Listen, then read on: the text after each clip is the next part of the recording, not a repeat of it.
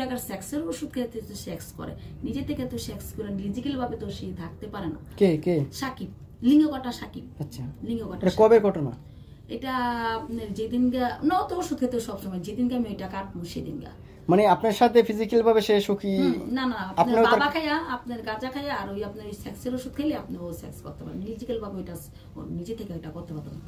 আর ওর পুরুষ সঙ্গ যখনই ওর ঘাও হয়, ঘাও ওইটা খইয়া যায়, ওইটা আমি সুস্থ করে আর ঠিক করে দিতাম। এর জন্য বারবার ভিডিওতে বলছে শিখে এত বড় ক্ষতি করতে পারে না, ওর ফ্যামিলিরা। তা আমার ফ্যামিলিকে খাইয়া লইয়া কাম আছে। এই ছোট লোকের বাচ্চা, তোর মারে যেরকম ভিক্ষা করছো, তোর মারে যেরকম মানে বরকা জামা কাপড় পরাস, জুতা পরাস, আমার ভিক্ষার টাকা দিয়া, হ্যাঁ অনেক তোকে মায় পুতের মুহে আসিচ্ছি, ওইসব টাকা আমি দে আমি শিখাই থুতু বালাই। আচ্ছা আপা একটু বলি, যে আপনি জানেন বা আপনি বিয়ে করার পর দেখলেন যে জুনিয়র সাকিব অক্ষম বা সে এই যে ট্যাবলেট ম্যাবলেট খায়, আপনি যেগুলো বলতেছেন, তারপর আসলে এতটা দিন তার সাথে কেন সম্পর্ক করলেন?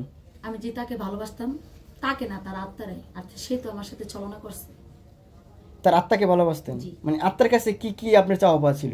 আমার কিছু না, আমি সব সময় করতাম তুমি কোনো নারীর সাথে কিছু করবে না, আর তুমি খারাপ কিছুতে কোনো দৃষ্টিতে কোনো মেয়ের সাথে কিছু করবা না, এটাই আমার তার চাওয়া। সে তো এই যে আপনি বললেন সে আসলে ভালো না বা তার সমস্যা আছে, এই একটা মানে যে পুরুষ না, কিছু নারী আছে শোয়ার পাগল, কিছু নারী আছে গাড়ি বাড়ির পাগল, কিছু নারী আছে ভালোবাসার পাগল, সেটা হলো আমি।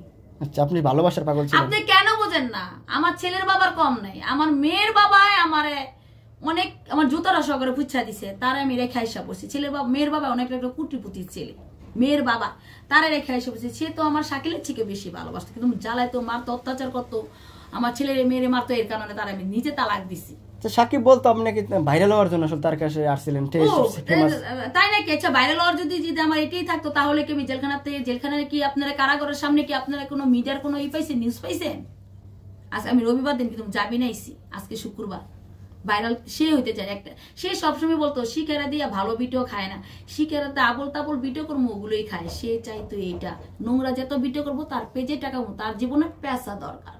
তুমি পয়সা দিয়া ভিক্ষা করে যে টাকা পাইছো, 20 লাখ 25 লাখ টাকা যাই পাইছো ভিক্ষা কইরা, যেরকম আমার বাড়ি ঘর বেচা তোমার ভালোবাসাটা আমি চাইছিলাম, মেয়ে দিয়া আমার সন্তান দিয়া কুরবানি দিও, আমি তোমার ভালোবাসা পাই চাইছিলাম, আমি পাই নাই, ব্যর্থ হয়ে গেছি।